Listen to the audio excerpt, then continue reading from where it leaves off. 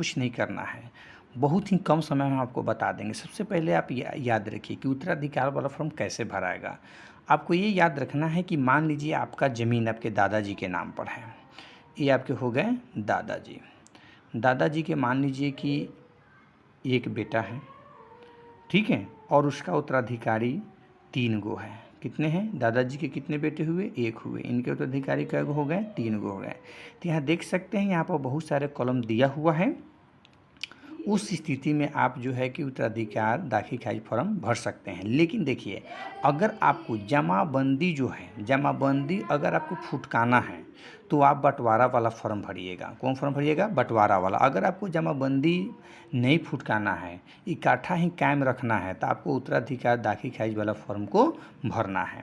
तो चलिए हम स्टार्ट करते हैं कैसे इसको भरेंगे। सबसे पहले ध्यान दीजिएगा कि यहाँ पर सबसे पहले यहाँ अंचलाधिकारी अंचल का नाम लिखना है। उसके बाद देखिए, जो उत्तराधिकारी है उसमें से कोई, जैसे मान लीजिए 3 आदमी है, 4 आदमी है, उसमें से कोई एक आदमी आवेदन दे सकता है। वो अपना नाम, पिताजी के नाम, ग्राम, डाकघर, थाना, अंचल, जिला, मोबाइल नंबर और यहाँ पिन कोड, मोबाइल नंबर भर देंगे। भरने के बाद यहाँ कह रहा है हित अर्जित करने का माध्यम अर्थात उत्तराधिकार।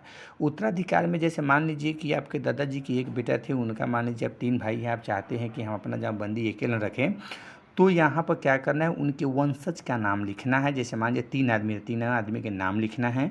उसके बाद यहाँ पर उनके पिताजी के नाम लिखना है।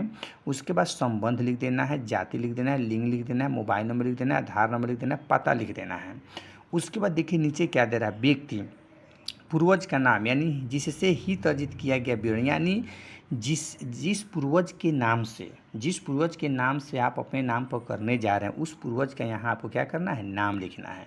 उनके पिता का नाम लिखना है, संबंध लिखना है, जाति, लिंग, मोबाइल नंबर और पता यहाँ पर ही देना है। उस समय आधार कार्ड नहीं था, इसलिए आधार कार्ड के कॉलम नहीं दिया हुआ। खुश हो सकते हैं, अभी आधार कार्ड हो गया इसलिए आधार कार्ड का कॉलम दे रहा है, और उस समय आधार कार्ड नहीं था इसलिए आधार कार्ड का कॉलम नहीं दिया हुआ। उसके बाद देखिए अब क्या करना है, हित अर्जित किए गए भूमि का विवरण देना है। जिस भूमि, अपने नाम पर जो भूमि आप कराना चाहते हैं उसका आपको यहाँ विवरण देना है। कैसे देना है, ध्यान दीजिए। सबसे पहले यहाँ पर जमाबंदी लिख देना है, उसके बाद उसका खाता लिखना है, फिर प्लॉट लिखना है, फिर उसके बाद यहाँ कुल रकबा जैसे एकड़, डिसमिल में लिख देना है। उसके बाद चौहदी जो है, उस चौहदी आपको उत्तर, दक्षिण, पूरब, पश्चिम में कौन कौन वर्तमान चौहदी आपको जना देना है।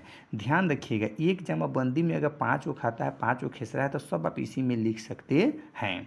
उसके बाद चलिए हम स्क्रॉल करते हैं, नीचे आते हैं। नीचे कह रहा है हित अर्जित करने से संबंधित साक्ष्य का विवरण दीजिए कि दस्तावेज, मतलब जो ज़मीन जो है दस्तावेजी है कि खतियानी है, को क्या है, उसका आपको यहाँ पर आपको विवरण देना है। वो विवरण में जैसे कि दस्तावेज का प्रकार, दस्तावेज की संख्या कै गो है, दस्तावेज दिनांक कब लिखाया गया था, उसका मूल्य क्या है, उसके बाद निर्गम करने वाले कोर्ट के नाम लिखना है, जिला का नाम लिखना है, यहाँ पर पता लिख देना है।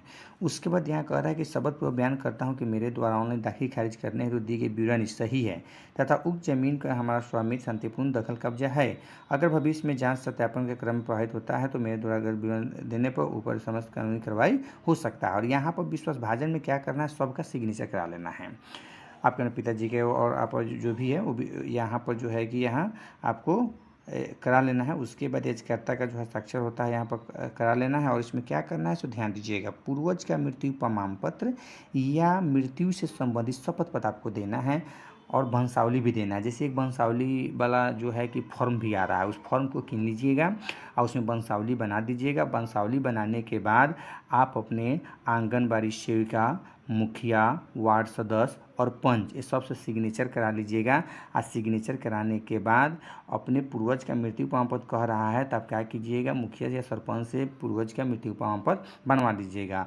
और मृत्यु प्रमाण पत्र और वंशावली ये दोनों जो है कि उसमें आप क्या कीजिएगा, संलग्न करके और शिविर में जाकर फॉर्म को जमा करा दीजिएगा। इस तरह से जो है कि उत्तराधिकार आप फॉर्म A to Z आप भर सकते हैं। तो चलिए दोस्तों, वीडियो कैसा लगा, अगर वीडियो थोड़ा भी अच्छा लगा होगा तो इस वीडियो को सोशल मीडिया पर जरूर शेयर कीजिएगा और मेरे चैनल पर नए होंगे तो चैनल को सब्सक्राइब कर लीजिएगा ताकि मेरे द्वारा जो भी इंफॉर्मेशन आपको दिया जाएगा सबसे पहले आपको तक हो। तो चलिए हमें दीजिए इजाज़त, मिलते हैं किसी अगले वीडियो में। जय हिंद, जय भारत।